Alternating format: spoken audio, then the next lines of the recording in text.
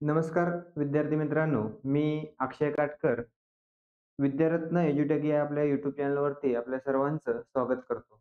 आपण मागच्या लेक्चरला बघा वैदिक मॅथेमॅटिक्सचा उपयोग करून मी काय म्हणतोय बघा, मागच्या लेक्चरला आपण वैदिक मॅथेमॅटिक्सचा उपयोग करून काय केलेलं आहे बघा, त्यामध्ये गुणाकाराच्या काही मेथड बघितल्या. त्या कशा होत्या त्या पहिल्यांदा जाणून घेऊया. आता याच्यामध्ये आपण जर बघायला गेलं तर मी तुम्हाला सांगितलेलं होतं, की 1 मिनिट. 95 गुणिले 97 असं आपल्याला गणित दिलेलं आहे. बघा काय दिलंय? 95 गुणिले 97 हे गणित आपल्याला दिलेलं आहे. आता या गणितामध्ये आपण जर बघायला गेलं तर मी तुम्हाला सांगितलेलं होतं, की याला बेस आहे 100चा. कितीचा बेस आहे?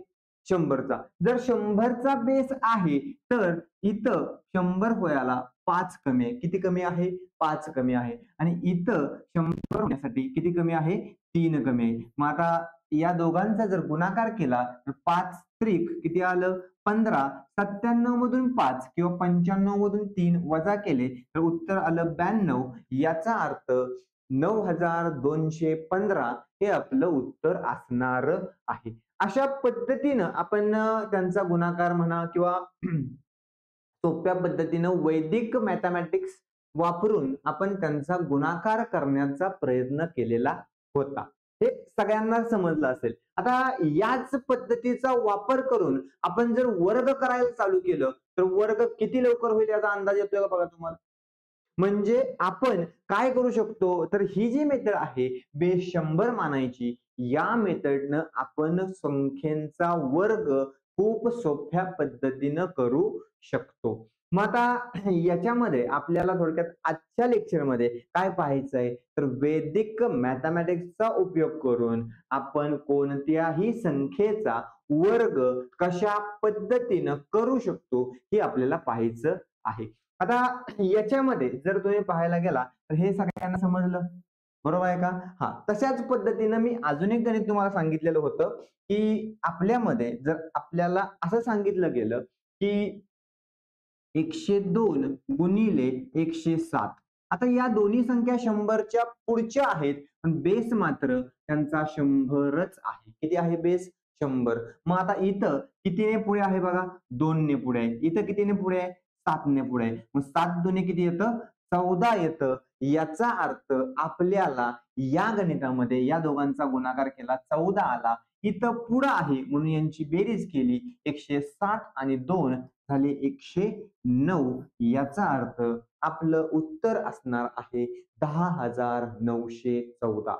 बघा किती सोप्या पद्धतीने आपण गुणाकार आणि म्हणजे 100च्या पुढच्या आणि 100च्या मागच्या संख्यांचा गुणाकार केलेला होता.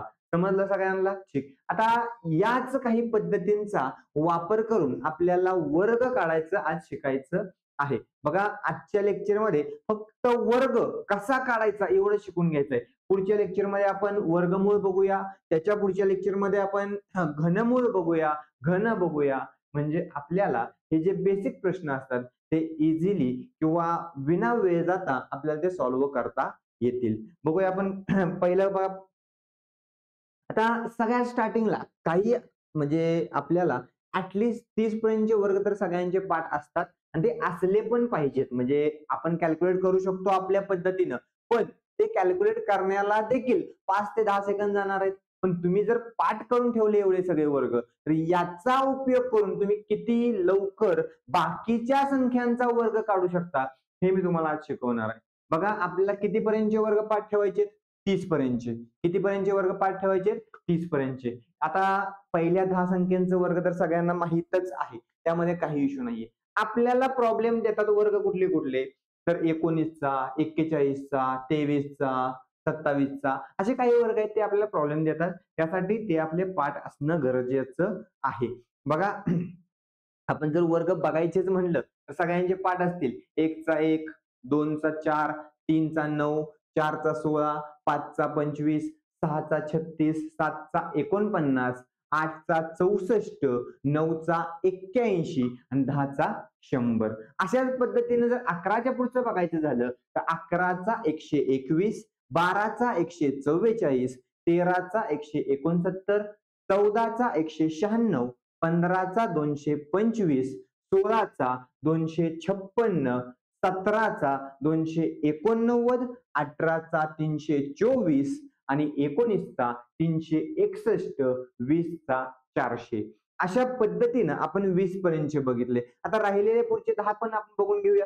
बघा 21चा 441, 22चा 484, 23चा 529, 24चा 576, त्याच पद्धतीनं 25चा 625, 26चा 676, 27चा 729, 28चा 784 आणि 29चा बघा हे दोन आपल्याला शेवटचे राहिलेले आहेत ते म्हणजे 29चा 841 आणि 30चा 900. बघा मी 30 पर्यंतचे सर्व वर्ग तुम्हाला सांगितले. हे सांगण्यामागचं कारण आपल्याला एवढंच की हे आपले पाठ असतील तर पुढं मी जे काही सांगणार आहे ते आपल्याला बिना पेन घेता देखील तुम्ही सॉल्व्ह करू शकता. बघूया आपल्याला काय करायचं त्यामध्ये. पुढे बघूया. आता इथं पुढे जर आपण बघायला गेलं तर सगळ्यात पहिल्यांदा आपल्याला बघायचं आहे की एकक स्थानी 5 असणाऱ्या संख्यांचा वर्ग कसा करायचा. बघा मी काय म्हणलं तुम्हाला, एकक स्थानी किती पाहिजे, 5 पाहिजे. मग आता एकक स्थानी 5 असणाऱ्या संख्यांचा जर तुम्ही वर्ग करायला गेला तर त्यामध्ये बघा मी काय म्हणतोय, आता सगळ्यात पहिल्यांदा इथं आहे 25. किती आहे, 25. 25 आहे याचा अर्थ शेवट 5 आहे. शेवट किती आहे, 5. आता एकक स्थान सगळ्यांना माहित असेल, एकक स्थान काय असतं, एक सगळ्यात शेवट आहे त्याला एकक म्हणतो आपण. मग आता इथं आपण जर बघायला गेलं तर 25चा वर्ग करायचा आहे. आता इथं शेवट एकक स्थानी 5 आहे, अशी कोणतीही संख्या असेल तर काय करायचं, या 5चा वर्ग 25 आणि 2च्या पुढची संख्या 3, 3 दुने किती आलं, 6. बघा किती सोप्या पद्धतीने आपण उत्तर काढलेलं आहे. आता आपण मगाशी या ह्याच्यामध्ये पाहिलेलं होतं की 25चा वर्ग 625 असतो. बघा आपण आता इथं कॅल्क्युलेट केलेलं आहे. 25चा वर्ग किती आला, 625.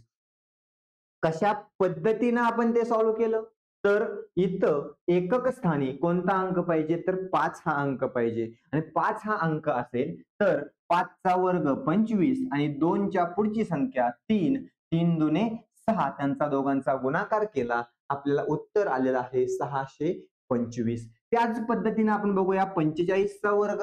आता 45चा वर्ग करत असताना बघा मी काय म्हणतोय, 45चा वर्ग करत असताना 5चा वर्ग 25 तो लिहून घेतला आणि त्यानंतर 4च्या पुढची संख्या 5 येते, 5 चोक 20. याचा अर्थ 2025 हे आपलं उत्तर असणार आहे.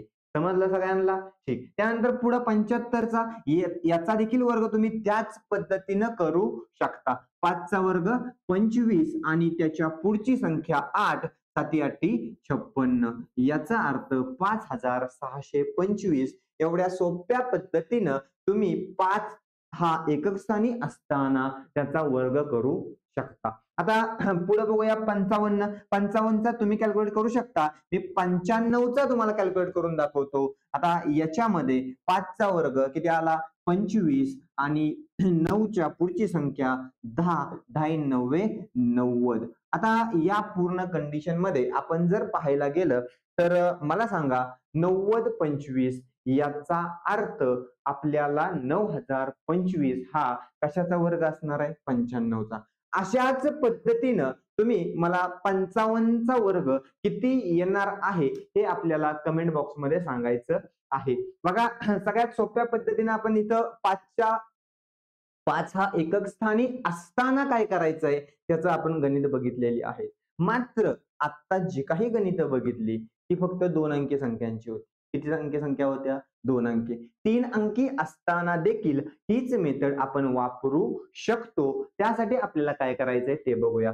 आता इथं जे आहे ते आहे 105. बघा संख्या काय आहे, 105. याचे 2 भाग केले. पहिला भाग असेल 5 आणि दुसरा भाग असेल 10. या पद्धतीने आपण जर बघायला गेलं तर 5चा वर्ग आला 25 आणि 10च्या पुढची संख्या आली 11. 11 गुणिले 10 110. याचा अर्थ त्या संख्येचा वर्ग किती असणार आहे? 11,025. किती असणार आहे? 11,025. बघा सगळ्यांना समजलं असेल. समजतंय का?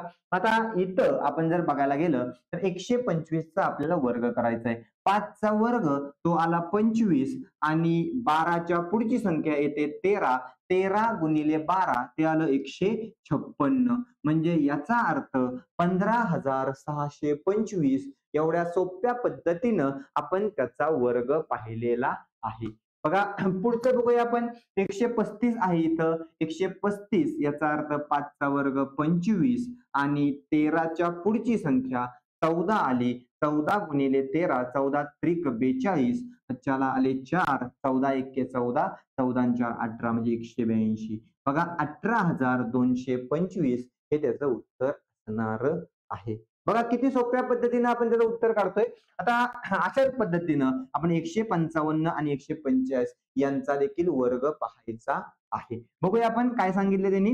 155 चा वर्ग, 5 चा वर्ग किती येतो? 25 आणि 15च्या पुढची संख्या 16. 16 गुणिले 15 ते आलं 240. याचा अर्थ आपल्याला 24,025 हे 155 चा वर्ग असणार आहे. इथंच आपल्याला 145 चा वर्ग देखील करायचा आहे. त्याचा वर्ग करत असताना 5 चा वर्ग 25 आणि 14च्या पुढची संख्या 15. 15 गुणिले 14 210 म्हणजे 21,025 हे आपलं उत्तर आलेलं आहे. बघा या पूर्ण गणितामध्ये आपण जर बघायला गेलं तर सगळ्यात महत्वाचं जे होतं ते म्हणजे आपल्याला एकक स्थानी कोणता अंक पाहिजे? 5 हा अंक पाहिजे. सगळ्या ठिकाणी हे वापरचाल तर ते उत्तर येणार नाही. त्यासाठी आपल्याला इथं या गणितामध्ये एकक स्थानी 5च असलं पाहिजे. बघा आता आपण बघितलं की 5 असताना आपण कोणत्या पद्धतीने गणित सॉल्व्ह करू शकतो. पण बाकीची गणित आली तर ती देखील आपल्याला अशाच प्रकारे सोप्या पद्धतीनं पाहायची आहेत. बघा मी काय म्हणतोय, अशाच पद्धतीनं किंवा अशा ह्याच्यापेक्षा सोप्या पद्धतीनं आपल्याला ती गणितं पाहायची आहेत. बघूया आपल्याला त्याचं काय करायचंय ते. पुढचा जर क्वेश्चन आपण बघायला गेलं तर आपल्याला मी तुम्हाला म्हटलं इथं बघा, वैदिक गणिताच्या साहाय्याने वर्ग कसे करायचे हे आपल्याला पाहायचं आहे. काय म्हणतोय मी, वैदिक गणिताच्या साहाय्याने वर्ग कसे करायचे हे आपल्याला पाहायचं आहे. आता या कंडिशन मध्ये पहिली जी संख्या आहे ती आहे 96. आता 96 चा वर्ग पहिल्यांदा तुम्हाला एक्सप्लेन करून दाखवतो आपण काय करणार आहे किंवा कोणता कन्सेप्ट आपण वापरणार आहे. मागच्या लेक्चर मध्ये आपण पाहिलेलं होतं की वैदिक मॅथमॅटिक्सचा किंवा वैदिक गणिताचा वापर करून आपण गुणाकार कशा पद्धतीने करायचा. मी या लेक्चरच्या स्टार्टिंगला देखील तुम्हाला ती कन्सेप्ट सांगितलेली आहे. तीच कन्सेप्ट मी जरा इथं वापरून बघतो. बघा आता 96 चा वर्ग आहे. 96 चा वर्ग याचा अर्थ 96 गुणिले 96 असं आलं पाहिजे. बरोबर आहे का? मग याच्यामध्ये आपण जर बघायला गेलं तर इथं आपल्याला बेस आहे 100. बेस किती आहे? 100. बेस जर 100 असेल तर इथं किती कमी आहे रे? 4 कमी आहे. बघा इथं किती कमी आहे? 4 कमी आहे. इथं देखील किती कमी आहे? 4 कमी आहे. याचा अर्थ इथं यांचा दोघांचा काय होणार आहे? गुणाकार. 4 चोक 16 आणि 96 मधून 4 गेलं 92 म्हणजे याचं उत्तर आलं 9,216. बघा किती आलंय उत्तर? 9,216. आता हा झाला कन्सेप्ट, पण प्रत्येक ठिकाणी हा कन्सेप्ट आपल्याला वापरायचा आहे का हा देखील मुद्दा आहे. मग आता मी काय म्हणतो बघा, याच्यासाठी देखील आपण शॉर्टकट बघूया. हे तर लॉंगकट झाला मी म्हणतो. काय म्हणतोय मी? हा तर लॉंगकट झाला. याच्यापेक्षा पण शॉर्टकट आपण बघूया. बघा इथं काय केलंय आपल्याला. 100 ला किती कमी आहे? 4 कमी आहे. बघा मी हे पूर्ण पुसतो आणि पुन्हा एकदा मला हेच उत्तर कशा पद्धतीने काढायचंय ते सांगतो. बघा इथं उत्तर किती आहे? 96. 96 आहे. याचा अर्थ 100 ला 4 कमी आहे. किती कमी आहे? 4 कमी आहे. 100 ला 4 कमी आहे. त्या 96 मधून 4 वजा करा. कमी आहे म्हणून वजा केलं. 96 मधून 4 गेले, राहिलं किती? 92 आणि या 4 चा वर्ग केला. किती आलं बघा?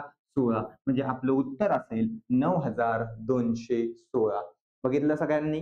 बघा किती सोप्या पद्धतीने आपण त्याचं उत्तर काढतोय. काय म्हणलं मी तुम्हाला? 100ला किती कमी आहे ते पुढे लिहायचंय. 96 मध्ये 100ला 4 कमी आहे. किती कमी आहे? 4 कमी आहे. मग 96 मधून 4 गेलं, कमी आहे म्हणून गेलं.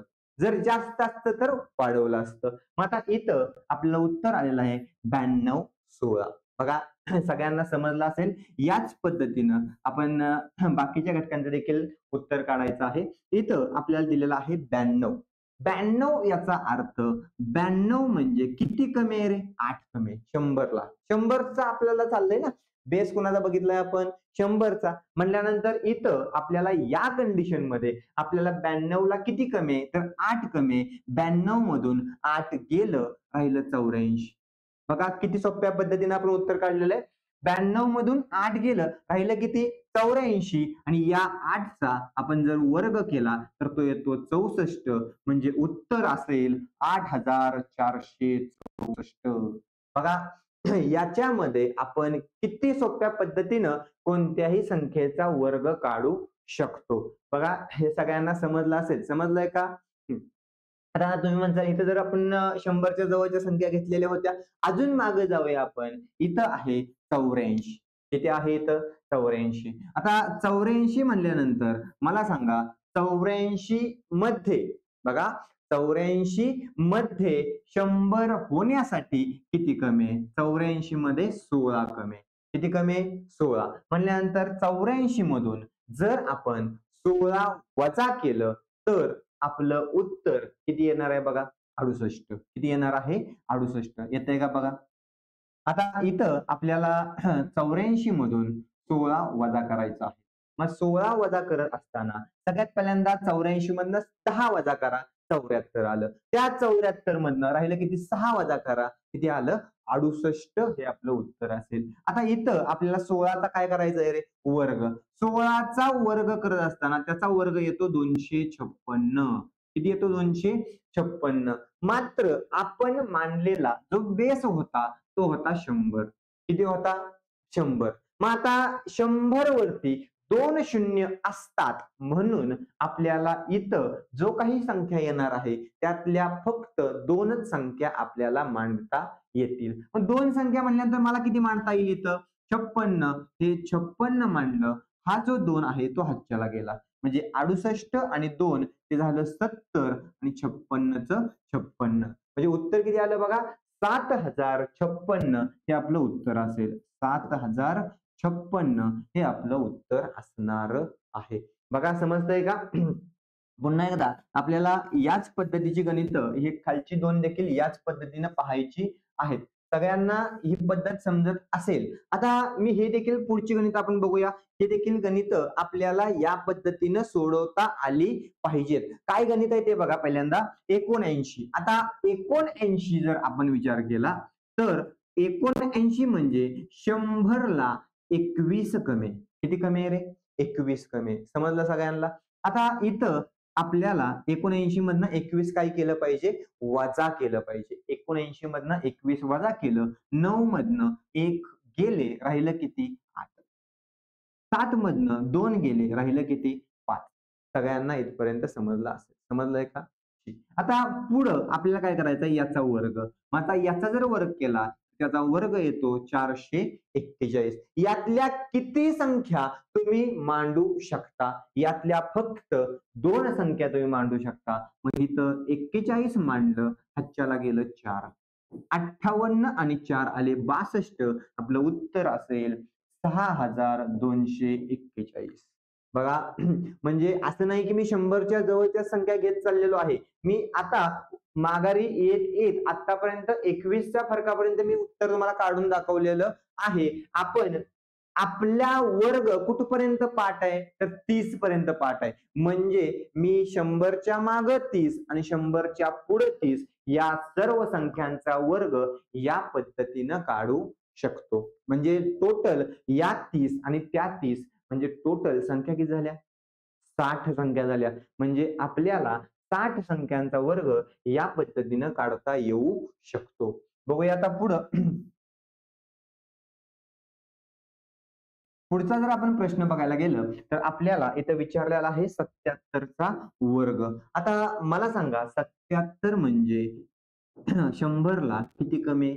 23 कमी आहे. म्हणजे 77 मधनं 23 काय करायचंय? वजा 7 मधनं 3 गेलं राहिलं 4, 7 मधनं 2 गेलं राहिलं 5. किती आलं? 54. आता इथं 23चा वर्ग, 23चा वर्ग किती येतो? 529. मला इथं मी लिहिलं 529, त्याच्यापैकी 2 संख्या 29 आणि राहिलेलं 5 हातच्याला 54 आणि 5 59 म्हणजे 5929. 5929 हा आला 77चा वर्ग. बघा या पूर्ण कंडिशन मध्ये आपण जर पाहायला गेलं तर याच्यामध्ये बघा मी काय म्हणतोय, या पूर्ण कंडिशन मध्ये आपण जर पाहायला गेलं तर याच्यामध्ये आपण कोणताही मोठा गुणाकार न करता यांची उत्तर काढलेले आहेत. बरोबर आहे का? या संख्यांचा वर्ग करण्यासाठी तुम्ही आतापर्यंत बऱ्याच बाकीच्या मेथड वापरत असाल, त्याची आपल्याला आवश्यकता लागणार नाही. या पद्धतीनं तुम्ही खूप सोप्या पद्धतीनं गणितांची उत्तरं काढू शकता. आता हे झालं 100च्या मागच्या संख्या असताना जर 100च्या पुढच्या संख्या दिल्या तर त्याची उत्तर कशा पद्धतीने काढायची आहेत हे देखील आपल्याला समजलं पाहिजे. आता हीच मेथड मी जशी मागाशी गुणाकाराची मेथड पहिल्यांदा सांगितली त्या पद्धतीने तुम्हाला समजून सांगतो. बघा आता 103 चा वर्ग याचा अर्थ 103 गुणिले 103 किती जास्त आहे? 3 जास्त आहे. इथं किती जास्त आहे? 3 जास्त आहे. आता मला सांगा 3 गुणिले 3 किती आलं? 9. पण मला संख्या किती मांडायची? 2.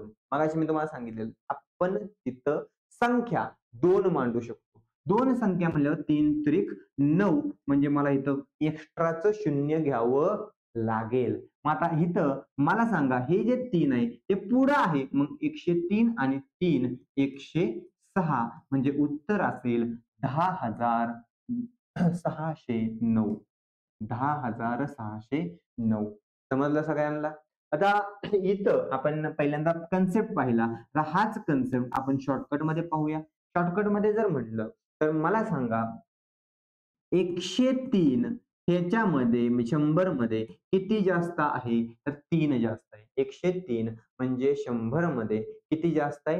3 जास्त आहे. आता मला सांगा आतापर्यंत आपण जे काही करतो तेच करायचं आहे. काय करायचंय रे? याच्यामध्ये 103 मध्ये मगाशी 3 कमी करत होतो. आता काय करावं लागेल? वाढवावं लागेल. मग आता 103 आणि 3 किती झाले? 106. आला 106. आता 3 चा वर्ग 9 पण फक्त 9 लिहू शकत नाही म्हणून आलं 09. आलं का बघा उत्तर? समजलं सगळ्यांना? ठीक. त्याच पद्धतीनं आपण पुढचं गणित देखील पाहायचं आहे. 107. आता 107 मला सांगा 100 मध्ये किती जास्त आहे रे? लगेच सांगताल तुम्ही.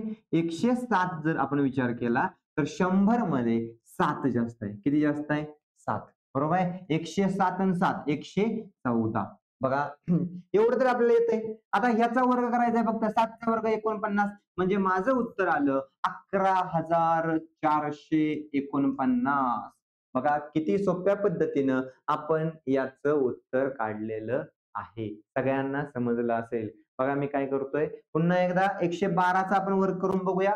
112चा वर्ग करत असताना मला सांगा 100ला किती जास्त आहे? 12 जास्त आहे. म्हणजे हे 112 आणि ते 12 जास्त. सगळ्यांना समजलं असेल. मग 112 आणि हे 12 किती झालं रे? 124 झालं. किती झालं? 124. इथं 12चा जर वर्ग केला तर तो येतो 144. मात्र मी तुम्हाला मगाशी बोललेलं होतं की आपल्याला इथं किती संख्या मांडू शकतो आपण? 2. 2 संख्या म्हणजे 44 मांडलं, राहिलं 1. तो जर हातच्याला घेतला तर 124 आणि 1 125. म्हणजे याचं उत्तर असेल 12,544. 12,544.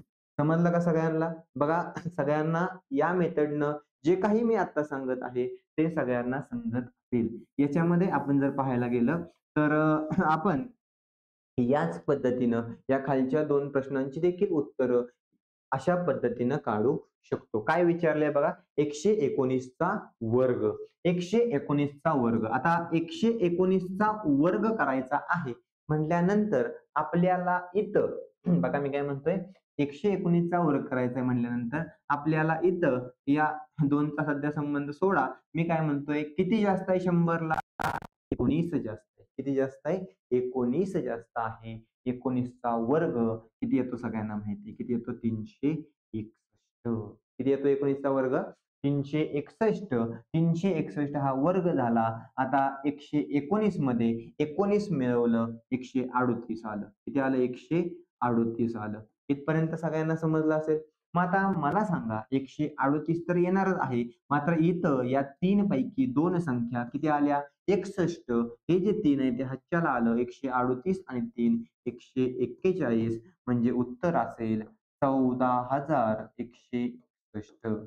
समजलं का सगळ्यांना? बघा याच पद्धतीनं तुम्ही मला कमेंट बॉक्समध्ये 124चा वर्ग किती येत आहे याचं उत्तर सांगायचं आहे. आता या पूर्ण याच्यामध्ये आपण पूर्णपणे वैदिक मॅथमॅटिक्स याचाच वापर करून गणितं सोडवलेली आहेत आणि त्याच्या मागचा जो कन्सेप्ट आहे तो देखील मी तुम्हाला इथं सांगितलेला होता. सगळ्यात महत्वाचं जे आहे ते म्हणजे कन्सेप्ट आहे. हे डायरेक्टली जे लॉजिक आहे ते फक्त तुम्ही वर्ग एवढ्यासाठीच करू शकता. पण जर कन्सेप्ट कळला तर आपण त्याच्याद्वारे गणितांचा गुणाकार देखील त्या पद्धतीनं करू शकतो. त्यामुळं लक्षात ठेवायचं आहे की हा जो कन्सेप्ट होता तो अगोदर कन्सेप्ट समजून घ्यायचा आणि नंतरच आपण त्याची ट्रिक लक्षात ठेवायची आहे. समजतंय सगळ्यांना? ठीक. पुढे बघूया आपण. आता इथं आतापर्यंत आपण ज्या काही संख्या बघितल्या त्या सगळ्या संख्या 100च्या आसपासच्या होत्या. कुणाच्या आसपासच्या होत्या? 100च्या.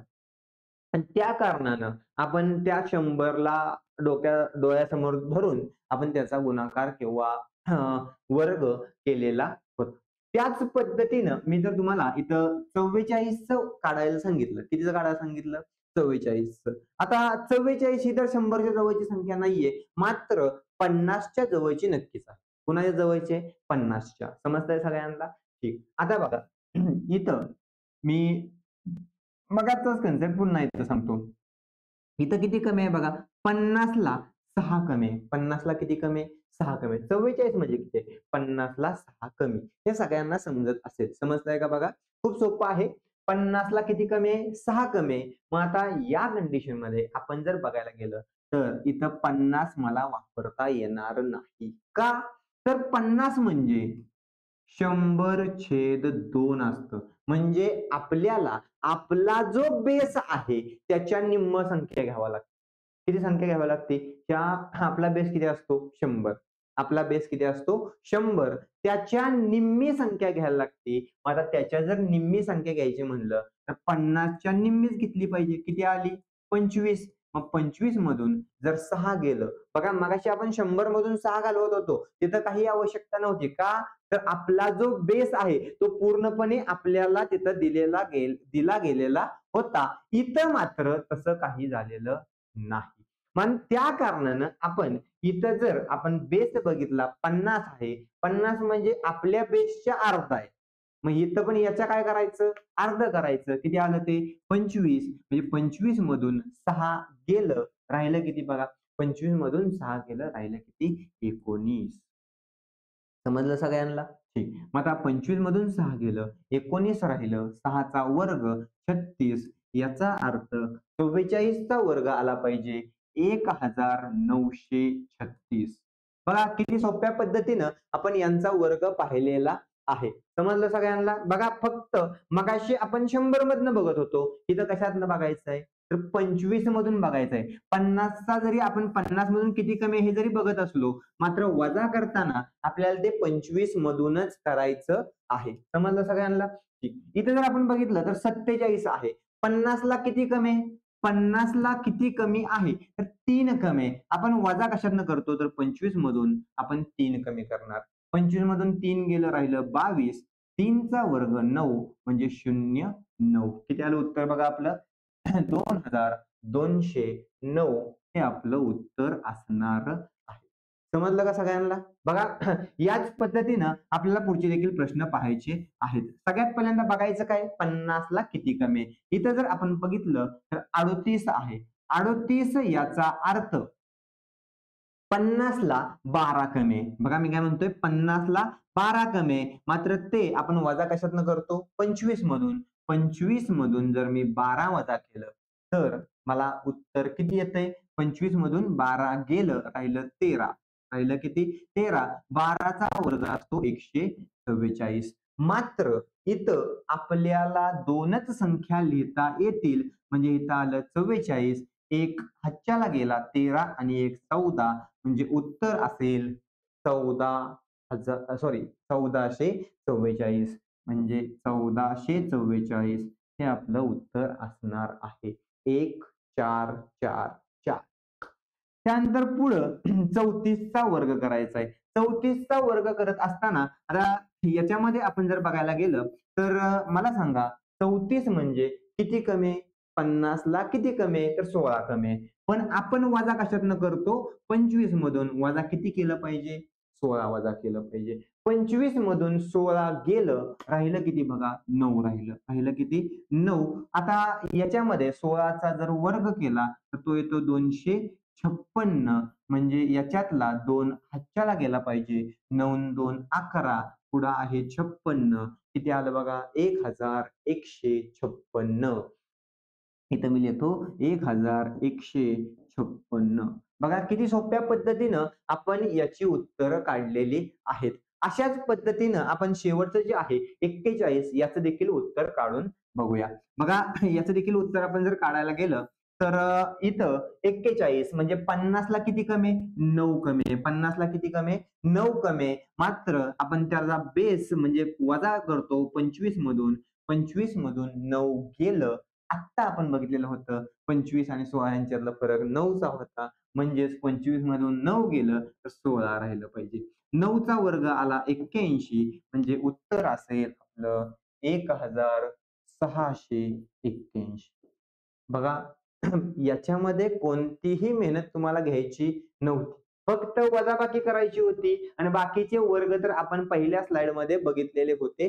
त्याच्यासाठी मी तुम्हाला ते वर्ग म्हणून घेतलेले होते किंवा त्याच्यामध्ये तुम्हाला ते सांगितलेले होते. म्हणजे तुम्हाला येतात किंवा नाही येतात हे मला माहित नाही. पण आपल्याला याचं बेसिक क्लिअर करायचं असेल तर त्याच्यासाठी काय गरजेचं होतं? तर ते वर्ग गरजेचे होते आणि त्याच्यासाठी मी तुम्हाला पहिल्या स्लाइडमध्ये सगळेच्या सगळे वर्ग सांगितलेले होते. म्हणजे याचा अर्थ आपल्याला 30 पर्यंतचे वर्ग जर पाठ असतील तर या प्रकारचं कोणतंही गणित आपल्याला सॉल्व्ह करता आलंच पाहिजे. बरं. पुढे बघूया आपण या प्रकारची सगळी गणितं अशाच पद्धतीनं आपल्याला सॉल्व्ह करायची आहेत. आता आतापर्यंत आपण जी काही गणितं बघितली ती होती 50च्या मागची. आता कुठली बघूया? 50च्या पुढची. 50च्या पुढची जर आपण गणितं पाहायला गेलं तर त्याच्यामध्ये आपल्याला काय दिलंय बघा. पहिलं गणित आहे 53. आता 53 म्हणजे 50च्या पुढं आलं. कितीनं पुढं गेलं बघा? 3 न पुढं गेलं. कितीनं पुढं गेलं? 3 न पुढं गेलं. आपल्याला किती पाहिजे? 25 पाहिजे. 50 बघायचं आहे का? फरक 50 मधला काढला. मात्र जो काही आपल्याला प्लस किंवा मायनस करायचा आहे त्यासाठी 25 वापरायचं आहे. मग 25 आणि 3 किती झाले बघा? 25 आणि 3 28. 3 चा वर्ग 9 म्हणजे 09. किती आलं उत्तर बघा? 2809 हे माझं उत्तर असणार आहे. बघा याच पद्धतीनं आपल्याला पुढची देखील गणितं बघायचे आहेत. त्याच्यामध्ये आपल्याला काय सांगितलंय बघा? 57चा वर्ग. 57चा वर्ग जर आपण बघितला तर 57 म्हणजेच 50 अधिक 7 असतं. म्हणजे किती जास्त आलं 50 ला? 7 जास्त आलं. मी तुम्हाला सांगितलंय की आपण ते 25 मध्ये ऍड करतो. किती मध्ये ऍड करतो? 25 मध्ये. 25 आणि 7 ते आलं 32 आणि 7चा वर्ग तो आला 49. बघा किती सोप्या पद्धतीनं तुम्ही त्यांचा वर्ग काढलेला आहे. 3249 हा तुमच्या संख्येचा वर्ग असणार आहे. समजलं सगळ्यांना? ठीक. अशाच पद्धतीनं आपल्याला पाहायचं आहे की बाकीच्या 3 संख्यांचा आपण कशा पद्धतीनं वर्ग करू शकतो. इथं आहे 62. 62 याचा अर्थ 50 मध्ये 12 जास्त आहे. 62 म्हणजे किती किती जास्त आहे? 50 मध्ये 12 जास्त आहे. मग आता इथं मला सांगा आपण बेस कुणाला म्हणतो? तर 25 ला. त्याच्यामध्ये जास्त आहे 12. 25 आणि 12 हे आलं 37 आणि 12चा वर्ग आला 144. हा जो 1 आहे तो आपल्याला हातच्याला घेतला पाहिजे. 37 आणि 1 किती झाले रे? 38 म्हणजे 38 44 3844 3844 हे आपलं उत्तर असणार आहे. बघा किती सोप्या पद्धतीनं आपण या सगळ्यांचा वर्ग पाहिलेला आहे. तसंच आपल्याला जर इथं पाहायचं झालं तर 66 दिलेलं आहे. 66 देखील याच पद्धतीने बघूया. 50 ला किती जास्त आहे रे? 16 जास्त आहे. आता हा तर फरक तुम्हाला काढता आलाच पाहिजे. आपल्या पहिल्या लेक्चरमध्ये मी तुम्हाला सांगितलेलं होतं की आपल्याला बेरीज किंवा वजाबाकी कशा पद्धतीने तोंडी करायची आहे ते. आपल्याला जेवढा होता होईल तेवढा तोंडी गुणाकार किंवा तोंडी गणिताची बेरीज आणि वजाबाकी करता आली तर या प्रकारची गणित देखील सॉल्व्ह करणं आपल्याला सोपं जाणार आहे. बघा इथं 66 चा वर्ग दिलाय. कितीचा वर्ग दिलाय? 66 चा वर्ग दिलाय. 66 चा वर्ग याचा अर्थ 50 ला 16 जास्त आहे. म्हणजे मी किती मध्ये ऍड करणार रे? 25 मध्ये. किती ऍड करणार? 16 ऍड करणार. 25 आणि 16 ते आलं 41 आणि 16 चा वर्ग असतो 256. मात्र 56 मी इथं लिहू शकतो. हे 2 हातच्याला गेलं. 41 आणि 2 43. 43 56 याचा अर्थ 4356 हे त्याचं उत्तर असणार आहे. समजलं सगळ्यांना? आता याच पद्धतीनं आपण अजून राहिलेल्या संख्येचा जर वर्ग करायचा म्हणलं तर तिथं आपल्याला दिलेलं आहे 69. किती दिलेले आहे? 69. म्हणजे इथं आपण जर गणिताची उत्तर काढायला गेलं तर 69 म्हणजे 50 मध्ये किती जास्त आहे रे? 50 मध्ये किती जास्त आहे? 69 म्हणजे 50 मध्ये 19 जास्त आहे. किती जास्त आहे? 19. मात्र आपण 50 वापरतो का? नाही. किती वापरतो? 25 वापरतो. 25 मध्ये किती जास्त आहे? 19 जास्त आहे. 25 मध्ये 19 जास्त याचा अर्थ उत्तर त्यांची दोघांची बेरीज आली 44. किती आली बेरीज त्यांची? 44 आणि 19 चा वर्ग असतो 361. हे जे 3 आहे ते हातच्याला गेलं. 44 आणि 3 झाले 47 म्हणजे 47 61 याचा अर्थ 4761 हे आपलं उत्तर असणार आहे.